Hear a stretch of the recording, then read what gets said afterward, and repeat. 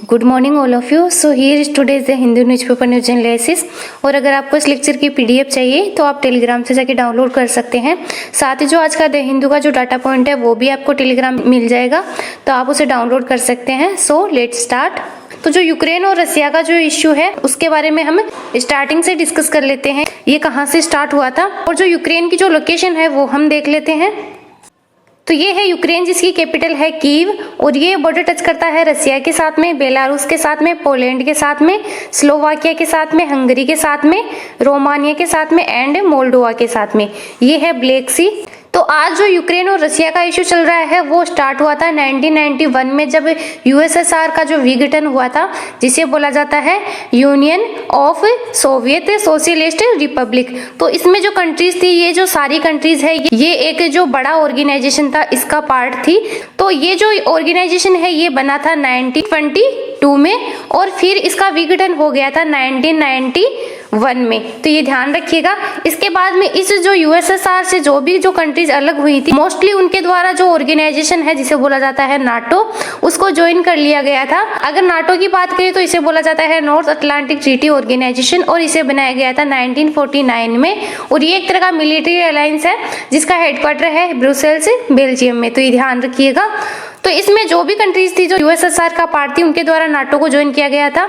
तो जाहिर सी बात है कि जो यूक्रेन है वो भी यूएसएसआर का पार्ट था। इसके कारण जो यूक्रेन है वो चाहता था कि वो भी नाटो को ज्वाइन करे, लेकिन जो रसिया है वो नहीं चाहता था कि जो यूक्रेन है उसके द्वारा नाटो को ज्वाइन किया जाए, क्योंकि जो रसिया है वो अपनी मनमानी चलाता है यूक्रेन पर। काफी टाइम से देखने को मिल रहा है, क्योंकि जो क्रीमिया वाला पार्ट है वो भी यूक्रेन के द्वारा हथिया लिया गया था। इसी कारण जो रसिया G7 से जो मेंबरशिप थी रद्द कर दी गई थी 2014 में। इससे पहले G7 जो ऑर्गेनाइजेशन है वो G8 हुआ करता था, जब रसिया ने इसको ज्वाइन किया था। तो क्रीमिया वाले इश्यू के कारण जो रसिया के द्वारा जो बदतमीजी की गई थी, उस कारण इसकी जो मेंबरशिप थी वो रद्द कर दी गई थी। इसी तरह की पॉलिसी है जो रसिया है वो अभी अपना रहा है, जो यूक्रेन के जो दो जो प्रोविंस है उनको लेकर, जो कि बॉर्डर टच करते हैं रसिया के साथ में। लेकिन जो रसिया के द्वारा यूक्रेन पे जो हमला किया गया है उसको वॉर का नाम न देकर एक पीस ऑपरेशन बोला जा रहा है रसिया के द्वारा। रसिया का जो अभी रवैया देखने को मिल रहा है, उसी कारण जो यूएन है उसके द्वारा भी बोला गया है रसिया को जो एक हम्बल बिहेवियर है उसको अपनाए, ना कि जो वॉर जैसी सिचुएशन है वो क्रिएट करे।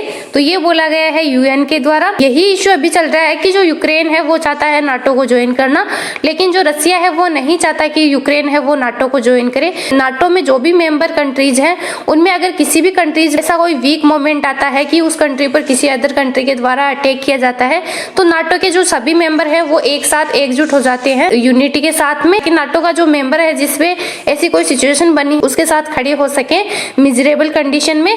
तो इसी कारण है जो रसिया है वो नहीं चाहता कि जो यूक्रेन है वो ऐसा करे, क्योंकि अगर यूक्रेन के द्वारा नाटो को ज्वाइन कर लिया गया, नाटो मेंबर जो भी कंट्रीज हैं वो यूक्रेन के साथ में खड़ी मिलेंगी अगर रसिया के द्वारा कुछ भी ऐसा गलत किया जाता है यूक्रेन के साथ में। तो यही कारण है कि जो रसिया है वो नहीं चाहता कि जो यूक्रेन है वो नाटो को ज्वाइन करे। और ये है ब्लैक सी।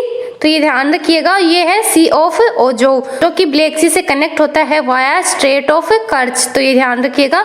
ये है सी ऑफ मरमारा, और ये है एजेंसी, और ये है मेडिटेरियन सी। ये है क्रीमिया वाला पार्ट, जिसके कारण जो यूक्रेन और रसिया का जो कॉन्फ्लिक्ट है वो काफी लंबे समय से चल रहा है। नेक्स्ट न्यूज है वो बात करती है ट्रिब्यूनल्स के बारे में। जो ट्रिब्यूनल है वो ओरिजिनल कॉन्स्टिट्यूशन है इंडिया का, उसका पार्ट नहीं है, उसे बाद में ऐड किया गया था 1976 में, जो 42nd अमेंडमेंट किया गया था इंडियन कॉन्स्टिट्यूशन में। उसके बाद में जो ट्रिब्यूनल है उसको ऐड किया गया था इंडियन कॉन्स्टिट्यूशन में।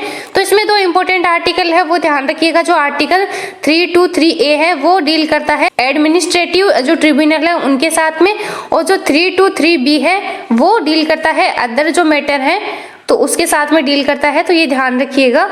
नेक्स्ट जो न्यूज है वो बात करती है जो गंगूबाई काठियावाड़ी जो मूवी है उसको लेकर इश्यू बना हुआ है। इसमें जो इम्पोर्टेंट जो आर्टिकल दे रखा है वो है फ्रीडम ऑफ एक्सप्रेशन, जो कि एक फंडामेंटल राइट है अंडर द इंडियन कॉन्स्टिट्यूशन।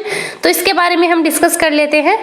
तो इसमें ध्यान रखिएगा जो फ्रीडम ऑफ एक्सप्रेशन है वो आता है under article 19 of fundamental right, तो ये ध्यान रखिएगा।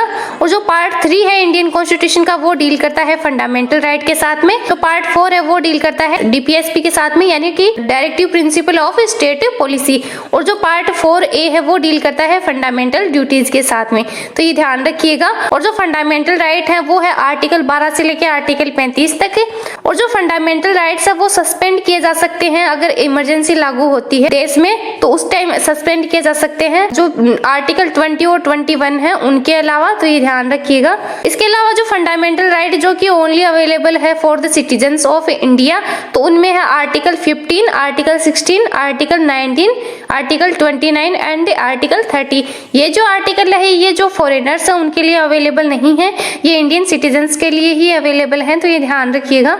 और जो फंडामेंटल राइट्स है तो उनमें जो फर्स्ट है वो है राइट टू इक्वलिटी, सेकंड है right to freedom, third right against exploitation, fourth है right to freedom of religion, fifth है कल्चरल एंड एजुकेशनल राइट, और जो सिक्स्थ है वो है राइट टू कॉन्स्टिट्यूशनल रेमेडीज। जो राइट टू इक्वलिटी है वो मेंशन की गई है आर्टिकल 14 टू आर्टिकल 18, और जो राइट टू फ्रीडम है वो है आर्टिकल 19 टू 22, और जो राइट अगेंस्ट एक्सप्लॉयटेशन है तो उनमें है आर्टिकल 23 एंड आर्टिकल 24।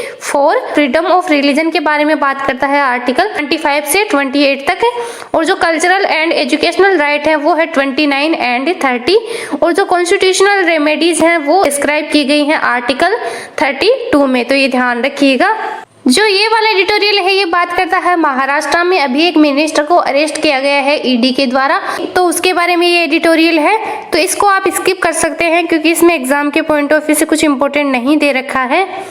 और जो नेक्स्ट वाला एडिटोरियल है इसमें आप ध्यान रखिए ग्लोबल हंगर इंडेक्स है, उसमें इंडिया की जो रैंक है वो है 101 आउट ऑफ 116 कंट्रीज, तो उनमें जो इंडिया की रैंक है वो है 101, तो ये ध्यान रखिएगा।